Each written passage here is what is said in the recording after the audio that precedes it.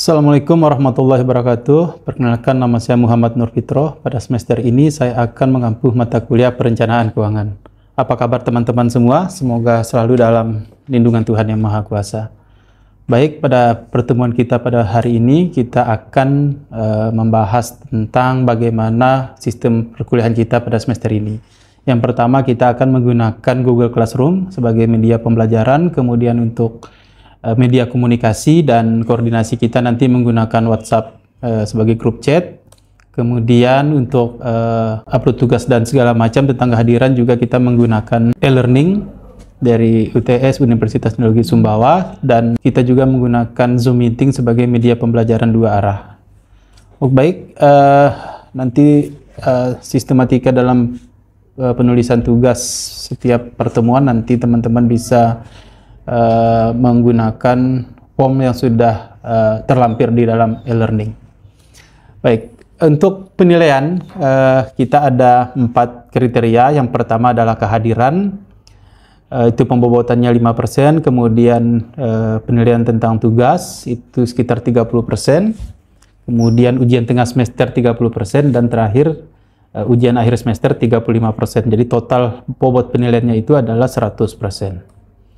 Baik, untuk pada pertemuan pertama kita, materi yang akan saya sampaikan di sini adalah mengenai pengenalan perencanaan keuangan. Apa sih perencanaan keuangan? Nah, dalam mata kuliah ini, perencanaan keuangan yang saya maksudkan adalah perencanaan keuangan yang bersifat pribadi, jadi personal financial planner. Kenapa mata kuliah ini penting bagi teman-teman? Karena setiap manusia pasti akan memiliki perencanaan keuangan masing-masing. Jadi perencanaan keuangan yang baik pasti akan memberikan output yang baik pula bagi keuangan kita gitu. Ketika kita memiliki uang tunai, ada 6 hal yang dapat kita lakukan untuk menggunakan uang tunai tersebut. Yang pertama adalah kita dapat menggunakan uang tunai tersebut untuk membeli produk ataupun jasa yang kita butuhkan sesuai dengan kebutuhan masing-masing. Kemudian uang tunai juga bisa kita lakukan sebagai investasi, bisa tabungan, kemudian uang tunai juga bisa kita gunakan untuk membayar cicilan atau pinjaman, kredit perbankan misalnya. Kemudian ketika kita juga punya uang tunai, kita juga bisa mengalokasikan uang tersebut untuk asuransi, baik asuransi jiwa, asuransi rumah sebagai tempat tinggal, kemudian asuransi kesehatan, dan macam-macam asuransi lain, termasuk juga asuransi pendidikan buat diri pribadi maupun buat anak nanti ke depannya.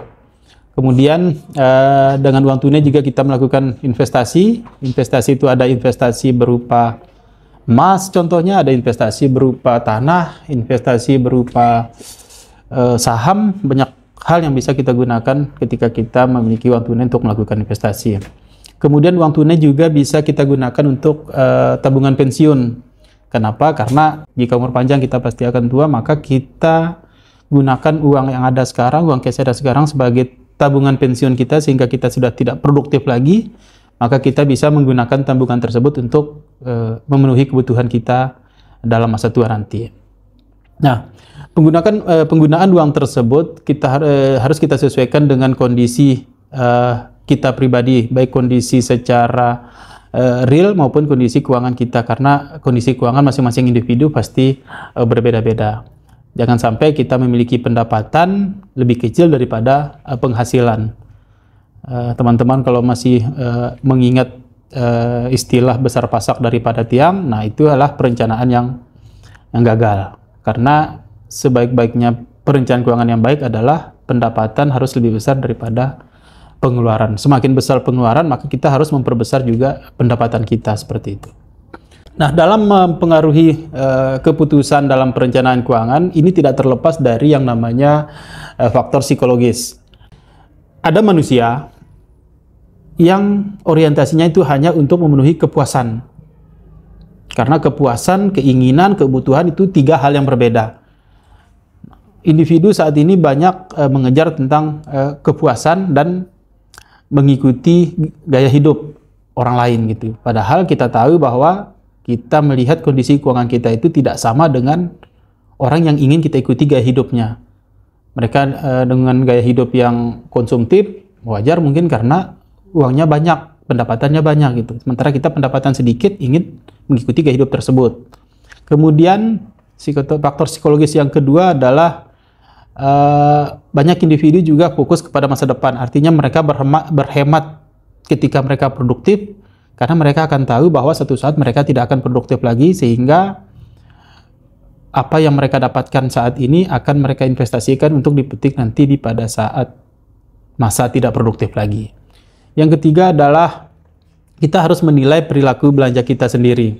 Apakah belanja yang kita lakukan pada saat ini sudah memenuhi kriteria sebagai kebutuhan, bukan kriteria sebagai keinginan, karena keinginan hanya untuk memuaskan sesaat saja, tapi kalau kebutuhan itu jelas tujuannya untuk apa, gitu, seperti itu. Nah, apa pentingnya mata kuliah ini bagi teman-teman? Kenapa kita harus melakukan perencanaan?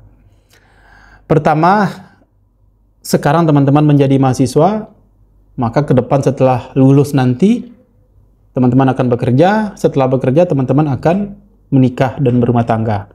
Jadi dari sekarang teman-teman harus belajar konsep perencanaan keuangan, karena sudah bekerja nanti teman-teman bisa memanfaatkan pendapatan teman-teman nanti untuk persiapan pernikahan. Karena apa? Setelah pernikahan, teman-teman juga akan memiliki kebutuhan lain. Ketika teman-teman punya anak, teman-teman punya mertua yang jauh, mungkin teman-teman harus punya kendaraan. Maka pendapatan tersebut ditabung untuk membeli kendaraan.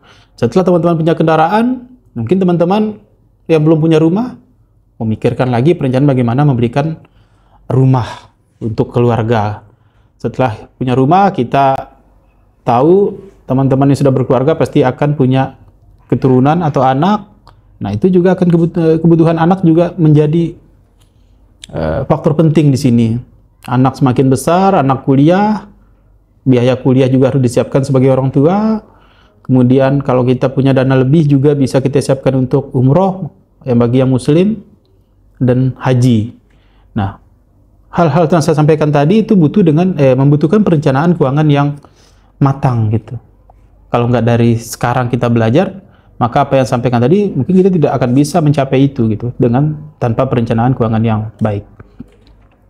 Oke, itu contoh ilustrasi sederhana terkait dengan perencanaan keuangan. Nah, secara teori, perencanaan keuangan itu adalah seni mengelola keuangan yang dilakukan oleh individu atau suatu keluarga untuk mencapai tujuan yang efektif dan efisien serta bermanfaat bagi individu maupun keluarga tersebut. Sehingga harapannya adalah individu tersebut bisa hidup dengan nyaman, tenang, dan sejahtera, maupun dengan keluarga yang saya sampaikan tadi. Jadi aktivitas yang dilakukan dalam perencanaan keuangan adalah proses pengelolaan penghasilan.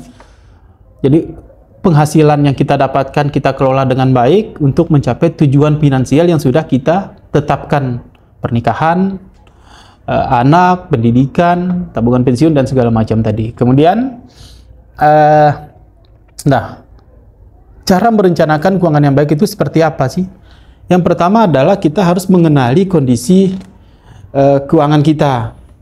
Karena yang tahu kondisi keuangan itu hanya pribadi tersebut. Orang lain tidak akan mengetahui kondisi keuangannya, begitupun juga kita tidak bisa, orang lain tidak bisa mengetahui kondisi keuangan kita, begitupun kita juga tidak bisa mengetahui kondisi keuangan orang lain. Kita harus mengenali harta yang kita miliki. Harta itu dapat berbentuk apa saja sih? Yang pertama adalah semua uang dan barang berharga yang kita miliki. Kalau kuliah, mungkin teman-teman punya motor, walaupun itu pemberian, itu sebuah barang berharga. Teman-teman punya smartphone, teman-teman punya laptop, teman-teman punya perhiasan, walaupun itu semua pemberian, itu adalah hartanya teman-teman. Karena teman-teman masih diberikan oleh orang tua. Yang kedua adalah harta tersebut dapat dijual atau dijadikan tunai di masa depan dengan nilai yang masih bagus, gitu. Nah,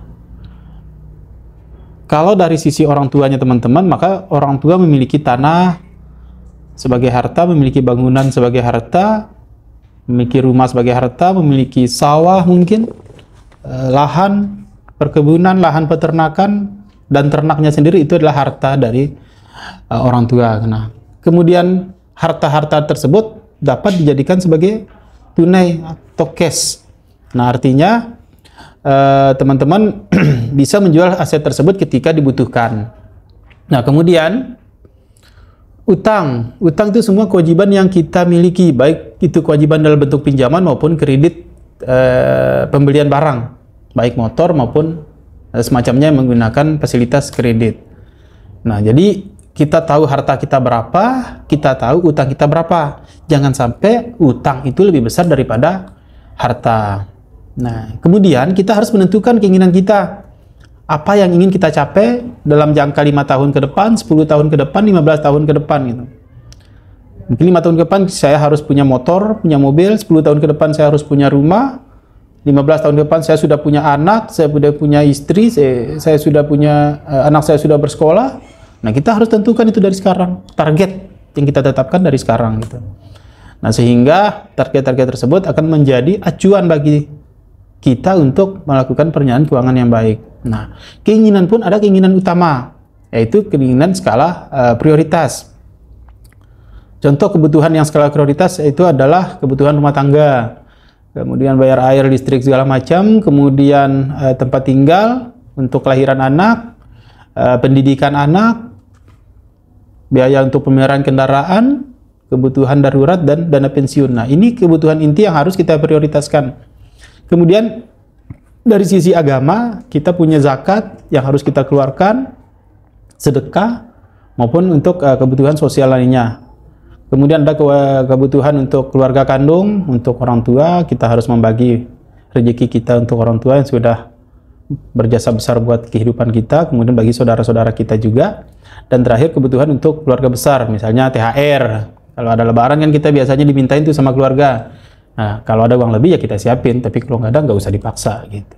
Nah, kebutuhan-kebutuhan yang seperti itu penting untuk teman-teman petakan, teman-teman mapping supaya teman-teman bisa mengalokasikan skala prioritas maupun skala non prioritas. Baik, demikian presentasi atau penjelasan yang dapat saya sampaikan pada pertemuan kali ini. Teman-teman bisa menghubungi saya nanti melalui email maupun kontak WhatsApp jika ada pertanyaan maupun diskusi. Terima kasih. Semangat buat teman-teman semua. Assalamualaikum warahmatullahi wabarakatuh.